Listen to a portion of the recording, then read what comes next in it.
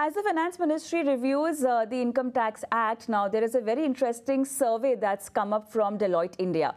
The survey shows that 94% of industry leaders prioritize simplifying tax laws, while 43% call for improvised tax dispute resolution mechanisms. Now, the goal is to enhance tax certainty, reduce ambiguities, minimize litigation, boost investor confidence, and improve taxpayer services.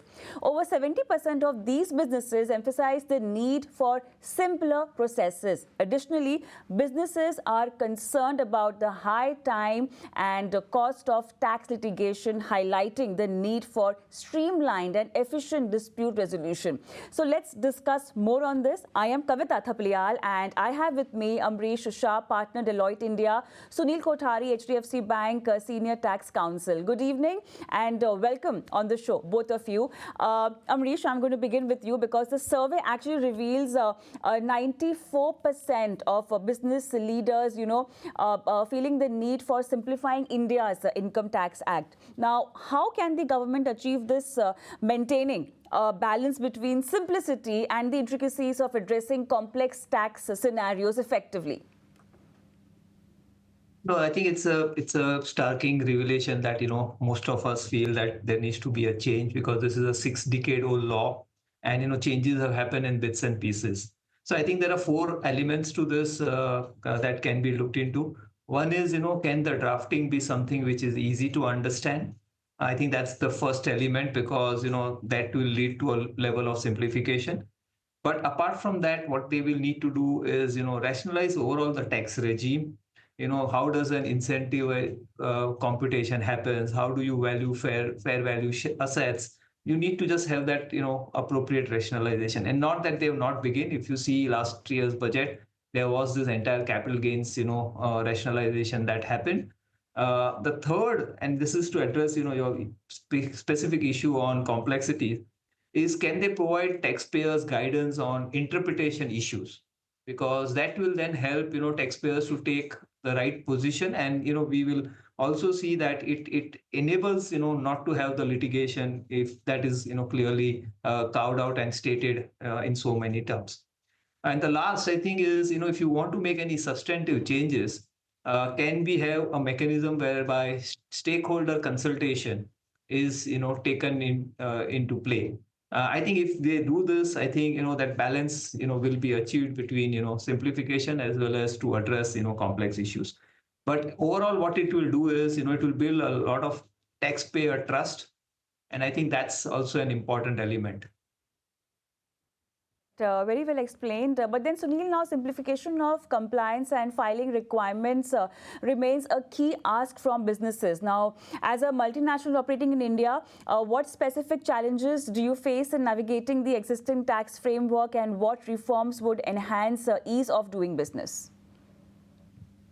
So, I would look at it this way. When we talk of large taxpayers, we have to keep in mind that large taxpayers have at some level or the other an interface with small and medium taxpayers, whether it would be a supplier of products, supplier of services, distributor, customer, depositor, and or a lender. So any simplification exercise must consider whether this will have or any change will have a what shall I say, rollover or a cascading effect on all of the stakeholders. A case in point could be, let's say, the requirement of deduction of tax on interest on debentures, although listed. A couple of years ago, the requirement was that year-end provision for interest on debentures, there should be a TDS. Now, it so happens this creates complication not for the debenture issuer, but also for the small investor who has to report the debenture interest in his tax return. And the time at which the interest on debenture is paid, and when the debenture investor reports his income versus the time at which the tax is deducted at source would differ. So all I'm saying is, when we rationalize, when we simplify, we have to look at the impact across taxpayer segments, not just a particular segment. While your question was in respect of large taxpayers, and yes, are there complications? Yeah. Can they be simplified? Certainly, yes. Let me pause there. Amrish, you have any reaction or Any follow-on questions on this? Yeah, and just to add, I think to Sunil's this thing, I think if we see, countries which are developed, they have this entire mechanism where the tax office and the last taxpayers, do connect and, try and sort out issues even pre-filing of tax returns. I mean, UK is a case in example, which follows this entire framework of customer compliance manager framework. And that I think is also important, especially for large taxpayers. All right. Let's also talk about transfer pricing regulation, Amrish, over here.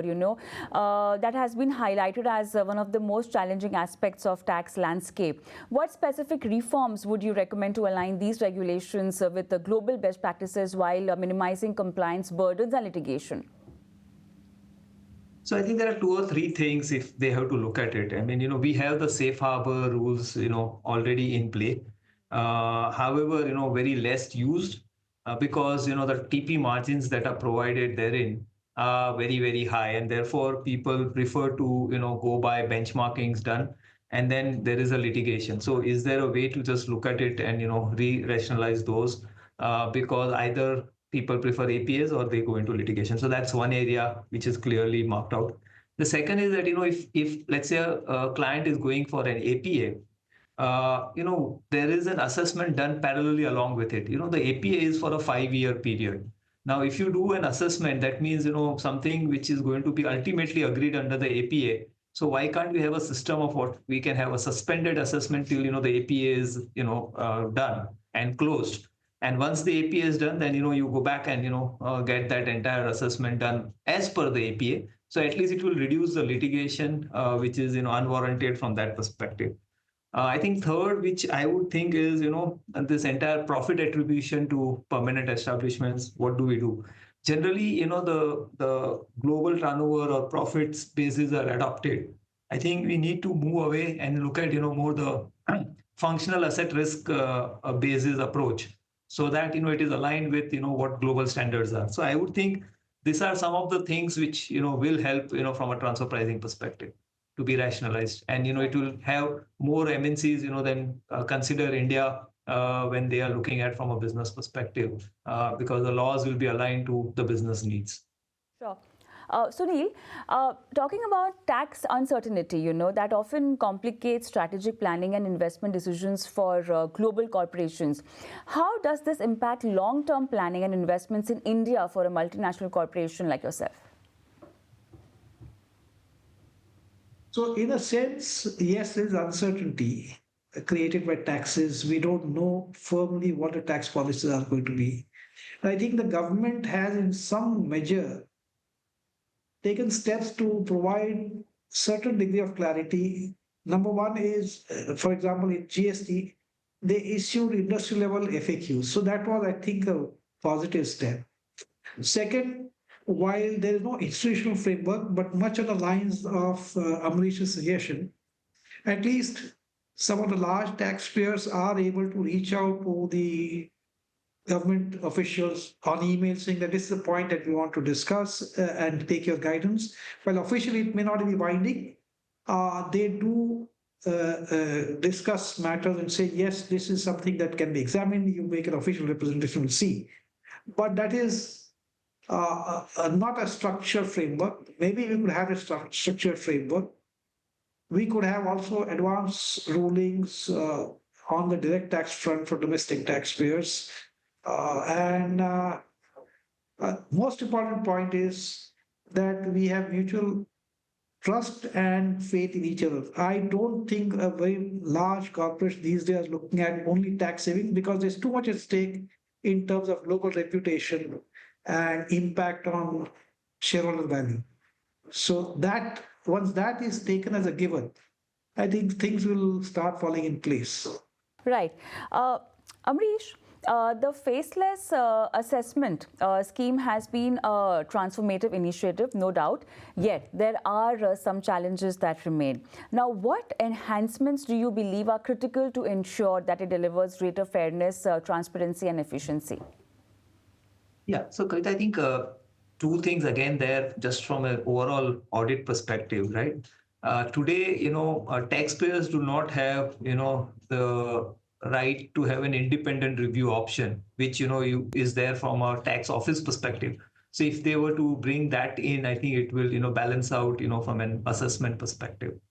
I think second is as businesses are becoming more complex, there is the need to have domain-based experts to strengthen the overall technical aspects during an assessment, because they will be the right bridge to say that how businesses are working and therefore what needs to be done from a tax perspective, because that's a gap that we see sometimes come up, and from time to time it comes up. So I think that's the other piece that can come into play. So I think those are the two critical things to make it even more robust.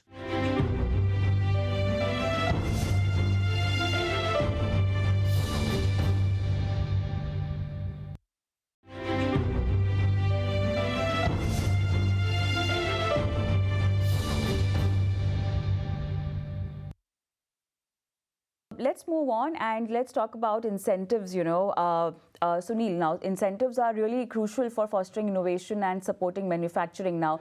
How can India's tax policies be more refined to provide clearer and more effective incentives for manufacturing sector, especially in the context of products running on electricity instead of conventional energy sources such as EVs? One is, of course, providing a tax holiday. Okay. The other is, since you talk about manufacturing, a lot of incentives need to be provided on research.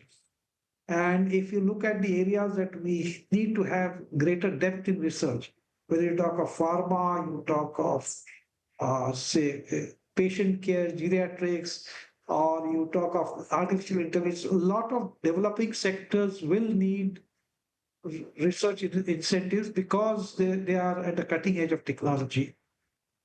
That is one. Second is, of course, the services sector. For several decades, we have always been under the impression that the service sector does not need any incentive. In fact, research always was thought to be in the manufacturing sector. We have come to a stage where research in the services sector also should be considered. And that would be a kind of new thought process in the Indian tax architecture. But I'm sure in time to come, it will be in place. And it has to be on a sustained basis. Maybe one way is to say that if you spend X percentage of your profits on research, then that will be considered as sufficient, and we don't go through the whole process of an approval from Department of Science and Technology and other authorities, because that creates a layer for the manufacturing sector, and then those approvals take some time in coming. So is there something that we can do differently? I think the answer is yes. And I'm sure that somewhere around the early part of February, when the budget is rolled out, we will see that coming in some measure. Amrish, your views on this? Yeah, so I think, if you look at it, our R&D spend is just about 0.66% of the GDP, versus developed countries, which is, 1.5, 1.7% overall.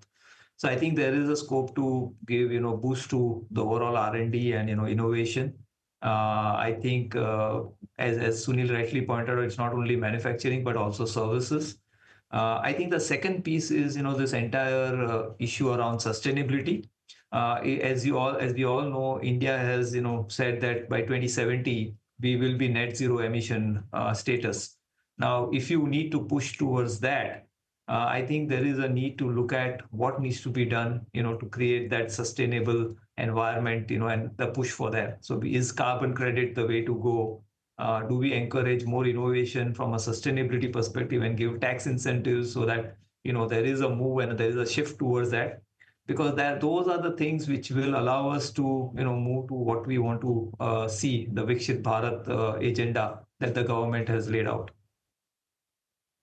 All right. Also, one more question to you, Amrish. Now, businesses have identified dispute resolution as a significant concern, particularly with lengthy litigation processes. Now, how can the government and tax authorities use technology here and policy intervention to, expedite these processes and build trust among taxpayers? That's a very crucial thing. That's a huge miss right now.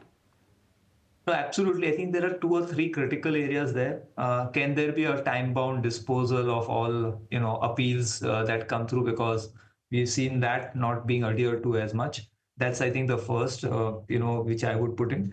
The second is, can they strengthen their internal review process to not make, frivolous additions, and that can be prevented, because then, the appeal gets, the number of appeals will get reduced from an overall perspective.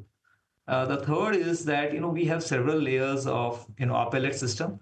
Now, can the tax office not be allowed to appeal against the order of the first appellate authority and only the taxpayer? Because in the Indian system today, the first level appellate authority is nothing but the tax office itself.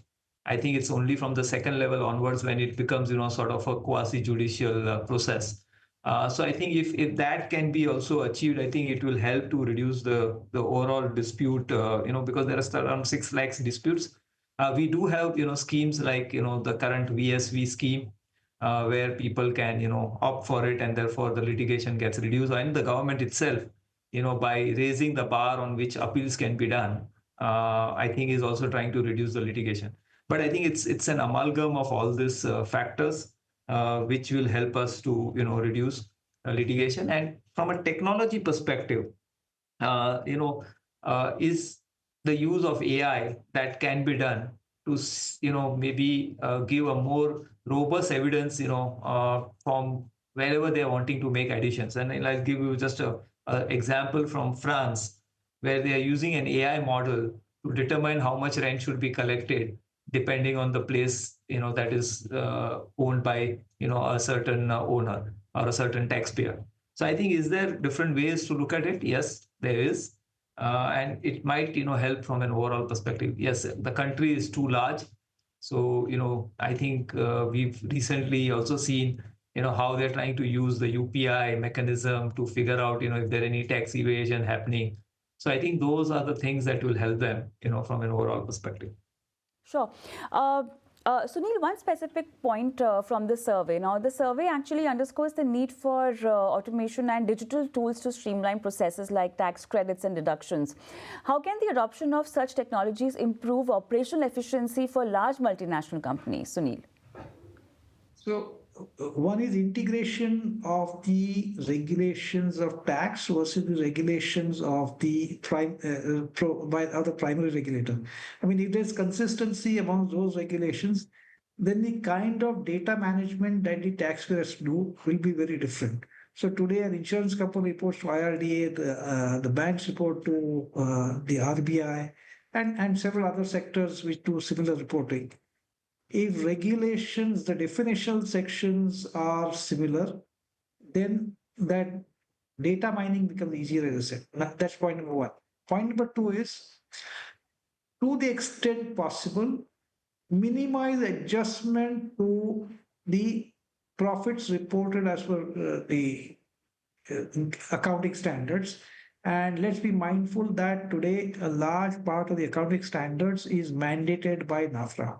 So, which is again a government mandate area. And of course, to the extent that the large taxpayers are listed entities, they have actually to adhere to very high standards of reporting of profitability, revenues, shareholder earnings, and so on. So again, it boils down to, do we have faith in the taxpayers? If the answer is yes, then the right framework is there. And coming to technology, once the data requirements are made similar, if not exactly identical, for each sector specific, then the whole technology management becomes easier. The technology framework becomes easier for the taxpayer. Of course, it may create complications on the government side, because the tax returns for an insurance company versus a bank versus an NBFC versus a small business. The tax return and the underlying technology support may have to be different. But that's something that is doable. And the government has made its mind clear that it wants to simplify the processes. And insofar as credits are concerned, the initial point that I made earlier in the conversation, that is it necessary to do a tax reduction at source at the point of year-end provisions? If we take away that requirement, then the job of reconciling the small taxpayers' tax credit and a large taxpayer's deposit of tax return at source, that kind of reconciliation can be done away with. Equally, for some sectors like banking, is it necessary that the payer to a bank has to deduct tax at source? Because the banks, in any case, are huge taxpayers in their own right when they pay advance taxes.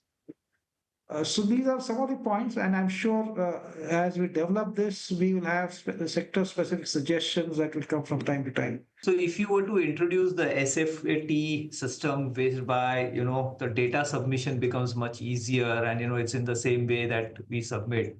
Plus, if they are able to link, with other government regulators like the GST and the MCA, the filings that are done, there, and create an auto-populated tax return to begin with. Use some of that from a technology perspective. I think it will ease, the overall burden, because in a way you will have a draft tax return come in, and then you need to just modify it for any variances that you pick up. But a large part of it will get solved, and I think the information flow between different regulators will make it an easier way to, look into from a technology perspective. So I think that I think is something which will help even during the assessment process, because the data is available on a real-time basis almost. All right, that really streamlines the process. But then, Amrish, now with India's evolving economy priorities, how should future tax reforms address emerging industries, digital business models, and sustainability goals, to align with global trends and attract investments also?